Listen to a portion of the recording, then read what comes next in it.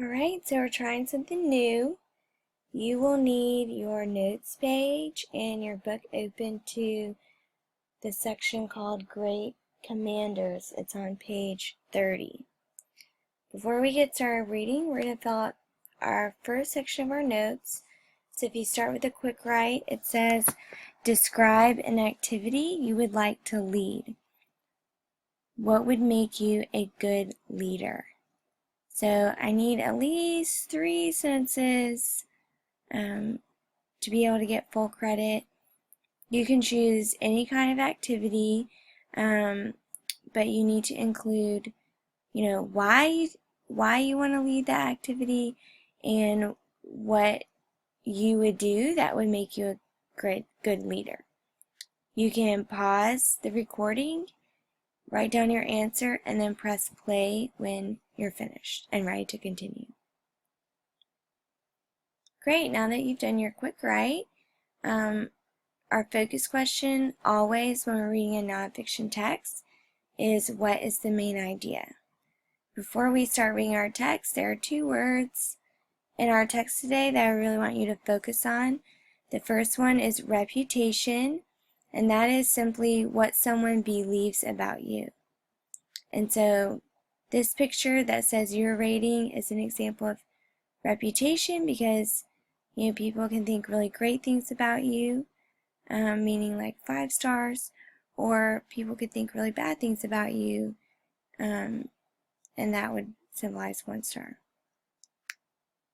Our next word is cavalry, and those are just soldiers on horseback. Soldiers don't fight on horseback right now, but they did at one point, and they were called the cavalry. Turn to the 3rd section of your notes. It's the read aloud with strategy. So I'm going to be reading it out loud to you, and we're going to work through this main idea strategy. So first, you need to come up with a how or a why question about the title, Great Commanders. So you could say, like, why are commanders great? Or how did commanders become great? I favor that second one. How did commanders become great? And that's going to be our new focus question. Take a moment to write that down. You can press pause if you need to. And then I need you at the top of the page where it says some of the best. We'll begin reading. Remember, the answer to our how did commanders become great question is going to be our main idea. Some of the best-known soldiers and sailors in U.S. history earned their reputations in the Civil War. So that's referring to their reputations for being great. So they became great commanders during the Civil War. Philip Sheridan, a Union cavalry general, became known for several Civil War victories. Many Southern commanders, such as Robert E. Lee and Joseph E. Johnston, gave up powerful positions in the U.S. Armed Forces to serve the Confederacy. Others found opportunity. General Ulysses S. Grant was a poor store clerk before the war. The conflict gave him a chance to show he could be a leader. So in this paragraph, it gives us a couple of ways that commanders could be great. And it says that many of them became great during the Civil War. They became great because they had a lot of victories. They became great because they gave up powerful positions and went to the Confederacy. And they became great because they left the life that they had and saw an opportunity to serve their country in a war. So think about those ideas. I would underline those in the text, and I would put them all together to form your main idea. You can press pause, and then press play when you want to continue. Next, we're going to look at box 2. We're going to look at Stonewall Jackson, how the author describes him, and then what these details reveal about how he led his army. Stonewall Jackson's at the bottom of page 30, right here.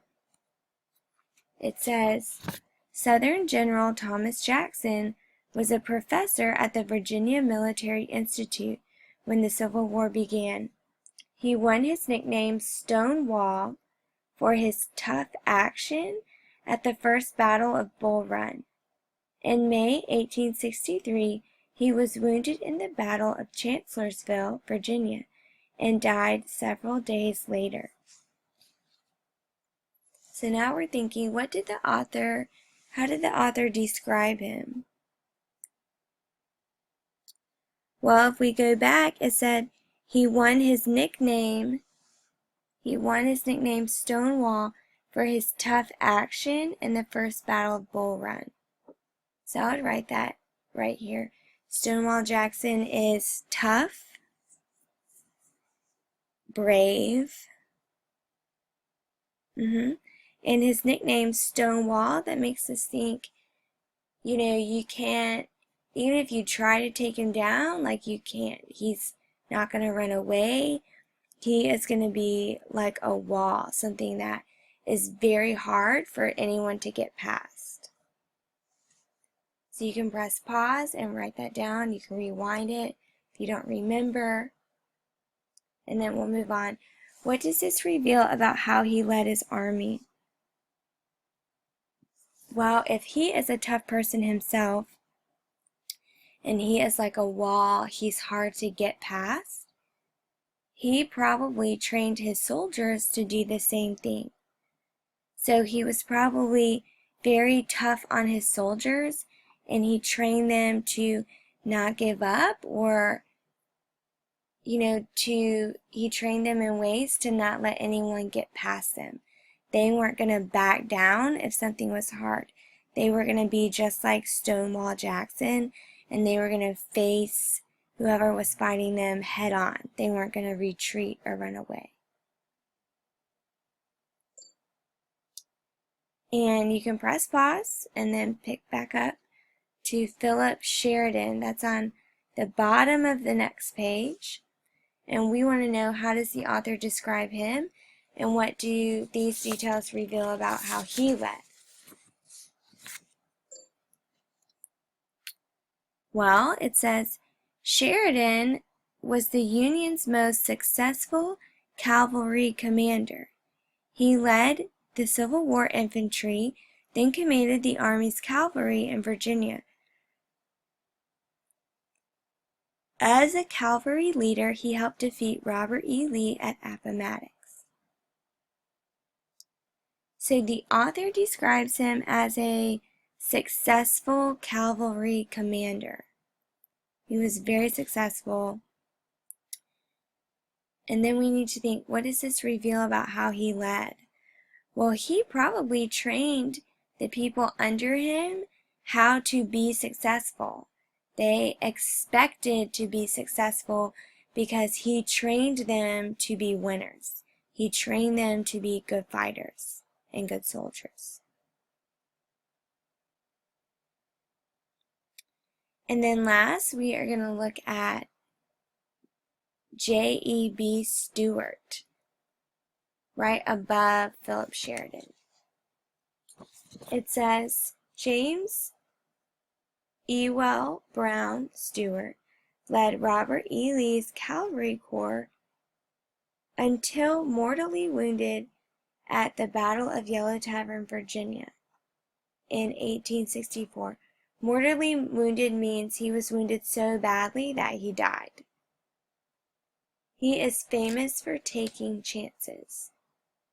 Well, that last line tells us how the author describes him. The author describes him as someone who's famous for taking chances. So we can write that down in box 4. That means he's a risk taker. He's probably also brave. And then what does that reveal about how he led his army?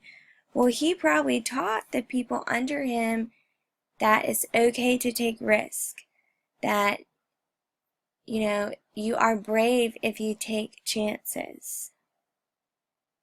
And we know he's wounded in battle, and so if you're going to take chances in war, you shouldn't be afraid to die. And he wasn't, and he probably taught his people under him those same things. So you can finish writing that down in box 4. And then you need to think about putting all of this together to answer this question: how did the commanders become great?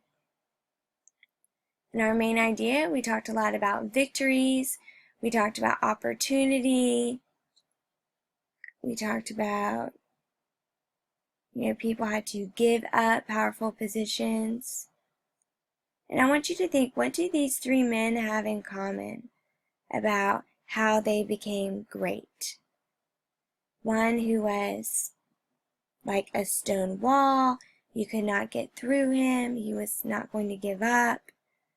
Philip Sheridan was very successful in the infantry and the cavalry. That means he won a lot. And then we had J.E.B. Stuart, who took chances. So there are 3 things these men did that made them great commanders, and we want to think, how did the commanders become great? Make sure you use your notes to help support your main idea in your paragraph. You have about 8 more minutes.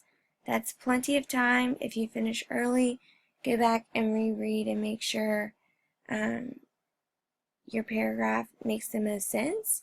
Make sure you have a quote from the text to support each piece of evidence. And then connect your evidence back up to your topic sentence.